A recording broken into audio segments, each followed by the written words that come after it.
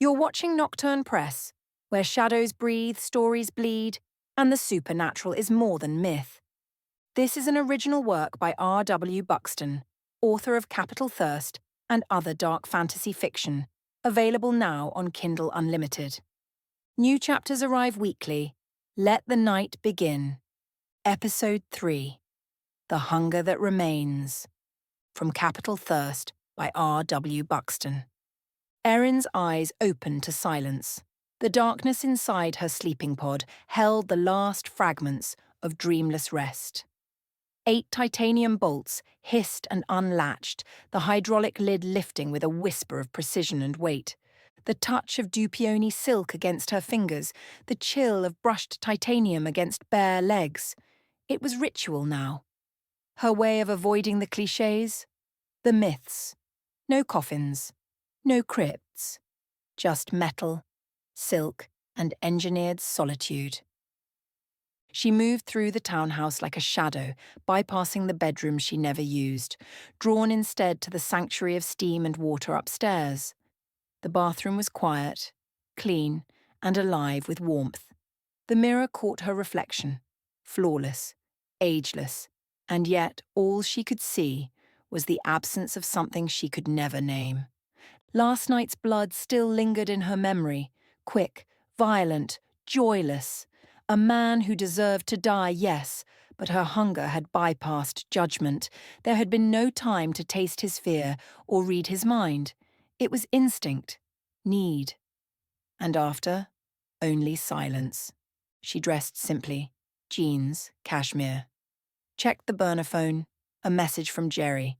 He wanted his phone back, wanted to avoid inconvenience. She wouldn't let him come to her. She needed to see his world. So she lied, easily, and drove into the dying light. The sun had barely finished setting as she crossed the Roosevelt Bridge. City lights sparked to life below, glass towers, marble monuments, steel veins of traffic cutting through history. But she wasn't looking at any of it. Her thoughts were behind her, or ahead. Oakland Street was quiet, shaded by trees thick with summer leaves, the kind of neighborhood that hadn't changed since the 1940s. His house was modest, lived in, the kind of place that held stories inside its walls. She rang the bell. The door opened not to him, but to an older woman, practical, sharp-eyed. A barrier wrapped in courtesy. Erin needed an invitation. One came eventually. Inside, the house smelled of coffee and routine. A playpen took the place of a coffee table. A child's world wedged into the shape of a widower's grief. Gerry was distant at first, formal. Erin softened her voice, feigned apology. He didn't trust her. She didn't blame him. Then the housekeeper returned with coffee, an old-world kindness. And for a few minutes, civility held the silence between them. But then he mentioned her garden. Erin froze. He'd been to her home, somehow while she slept.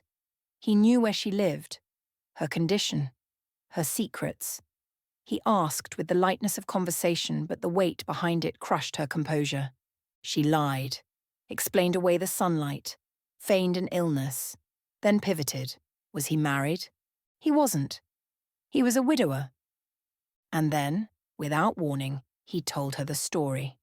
How his wife, pregnant and dying of cancer, chose life for their child over her own. How she held on as long as she could, how she slipped away before the story could end.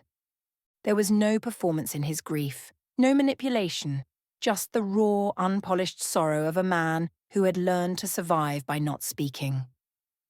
And for the first time in centuries, Erin felt something stir that wasn't hunger or hate.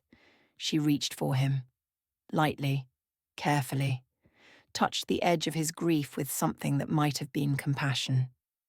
And then she asked, "May I see your daughter?" The nursery was soft and pale, a quiet room filled with small details, shelves of books, a mobile turning slowly above a crib, a photograph of a woman whose features echoed in the sleeping child. Mary. Her name was Mary. Erin approached the crib as if crossing a border. Her mind reached out, not to take but to soothe.